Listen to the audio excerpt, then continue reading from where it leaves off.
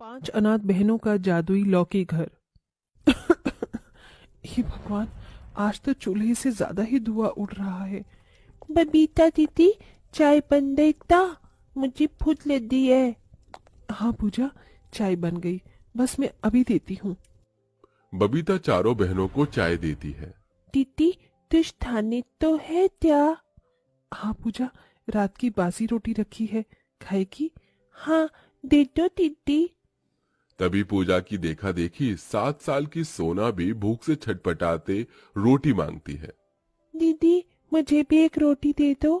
रोटी तो अब नहीं है सोना। तभी पूजा अपने में से आधी रोटी सोना को दे देती है। ये लो छुना दीदी, तुम इसमें से खा लो। मेरी प्यारी बहन कितनी समझदार हो गई। मैं पिताजी को चाय देकर आती हूँ। अपने पिता को ढूंढते हुए बबीता अपने गरीब झोपड़ी के बाहर आती है, जहां सुदामा अपने आंगन में बोए गए पेड़ पौधे में पानी दे रहा था। पिताजी, मुझे पता था आप यही होंगे। हाँ, वो पौधे मुरझा गए थे ना, तो उन्हें ही पानी दे रहा था बिटिया।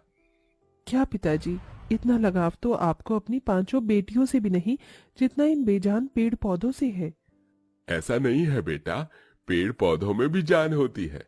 सोचो, अगर इस दुनिया में पेड़ पौधे ही ना हो तो कहां से मिल सकेगा पंछी पखेरू को घर और इंसान को छाया। हाँ, ये कहते हुए सुदामा देखता है कि उसकी झोपड़ी की छप्पर पर लगी बेल में बहुत सारी ताजा लौकी उगी हुई हैं, जिसे देखकर उसका मन खुशियों से भर जाता है।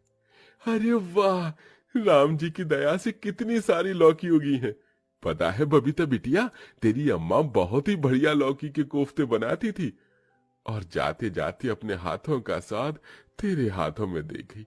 मैं तोड़ कर लाता हूँ, आज नमक रोटी नहीं खानी पड़ेगी, आज तरकारी खाएंगे। इस दुनिया की कैसी बदहाली है, जहां एक अमीर करोड़ों कमाने के बाद भी सारी जिंदगी और कमाने की होड़ में रहता है, वहीं गरीब की आरजू तो बस इतनी सी होती है कि वो परिवार के साथ बैठकर चैन से 2 वक्त की रोटी खा सके। वो लौकी जैसे उस गरीब पिता और उसकी 5 बिन मां की बच्चियों के लिए खुशी भरा सौगात लेकर आई थी, पर किसी को कोई अंदाजा भी नहीं था कि अगले पल छिन क्या घटने वाला था। अरे बबीता बिटिया, धानी बिटिया, यहाँ तो पूरे छप्पर पर लौकी ही लौकी है। कई दिन तक खाएंगे तो भी नहीं सादेगा। बाबा, छप्पर के दूसरे हिस्से पर मत जाना, वो बहुत ही कच्चा है, नीचे आ जाएगा। तभी एकदम से छप्पर टूट जाता है और बेचारा गरीब सुदामा फिसल कर मुंह के बल ऊंचाई से नीचे गिरता है। उसके सिर में बहुत खून बहता है। आ, आ, आ, हे राम, ये क्या कर दिया तूने मेरे साथ? अभी तो मुझे अपनी 5 बच्चियों के लिए जीना था। सुलोचना को छीनकर तेरे जिया को चैन नहीं पड़ा था क्या? मेरे बाद मेरी बच्चियां अनाथ हो जाएंगी। ऐसा मत कहिए पिताजी, आपको कुछ नहीं होगा। 5 अपने पिता को अस्पताल लेकर जाती तो है, मगर समय से इलाज न मिलने के कारण उसकी मौत हो जाती है। एक ही पलछिन में 5 बहनें अनाथ हो जाती हैं। यहाँ तक कि दुख की उस घड़ी में कोई उनकी मदद नहीं करता। सबको बिना खाए 2 दिन गुजर जाते हैं। बबीता, गीतिका, पूजा, धानी और सोना सब भूखी थी। दीदी, भूख लगी है, कुछ खाने को दे दो। मुझे भी भूख लगी है दीदी। पर मैं तुम्हें क्या दूं बहनों, एक दाना भी नहीं है घर में। पर उनके लिए इतना ही दुख कम नहीं था कि उस रात तूफान के झोंके से उनका इकलौता आसरा वो झोपड़ी भी टूट जाती है। अब 5 बहनें अनाथ, बेघर, बेसहारा, दर दर भटकते हुए जंगल में आ पहुंचती हैं। दीदी, क्या हम यहाँ रहेंगे? हाँ पूजा, अब से ये जंगल ही हमारा ठिकाना है। तभी 5 को किसी के करहाने की आवाज आती है। बचाओ, बचाओ, कोई बचाओ। दीदी, आपने आवाज सुनी?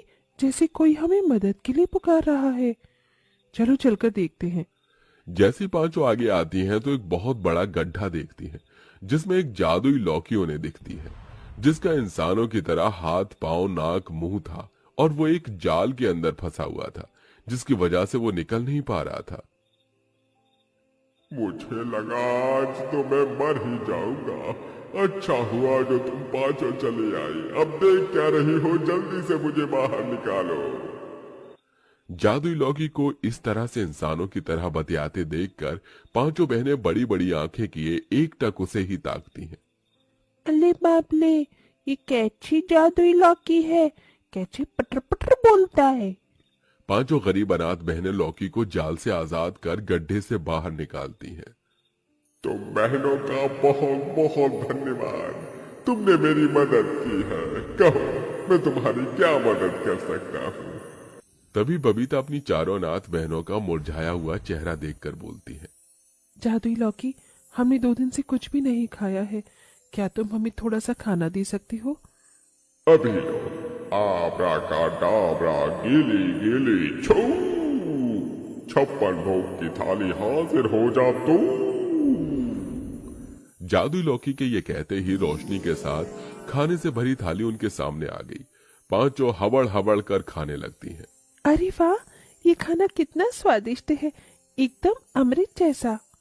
हाँ, आज तो दावत हो गई।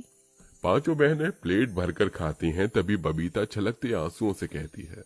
तुम्हारा बहुत बहुत धन्यवाद जादुई लौकी, तुम्हारी वजह से आज हम इतना स्वादिष्ट भोजन खा पाए हैं, जिसे हमने गरीबी में कभी देखा भी नहीं था।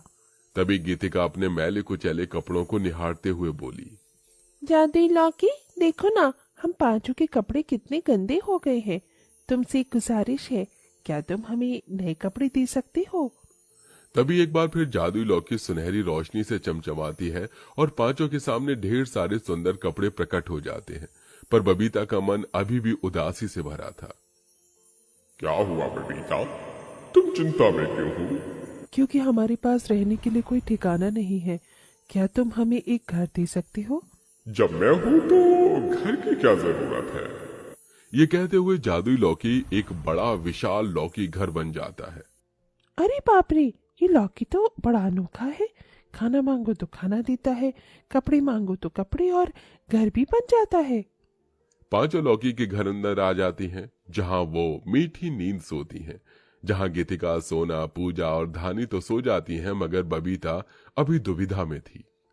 ये जादुई लौकी तो हम बहनों के जीवन में जैसे मसीहा बनकर आया है।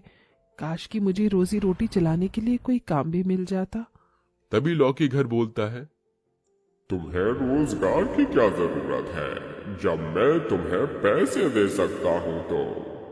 नहीं लौकी घर, तुम हमारी इतनी मदद कर रहे हो तो ये बहुत है। अगर तुम पैसे दे दोगे तो क्या ही मकसद रहेगा हमारे जीवन का। मैं मेहनत करके कमाना चाहती हूँ और मेहनत की रोटी अपनी बहनों को खिलाना चाहती हूँ। बबीता की बात सुन लौकी घर मुस्कुराया और उसने उसे अपना जादू चलाया।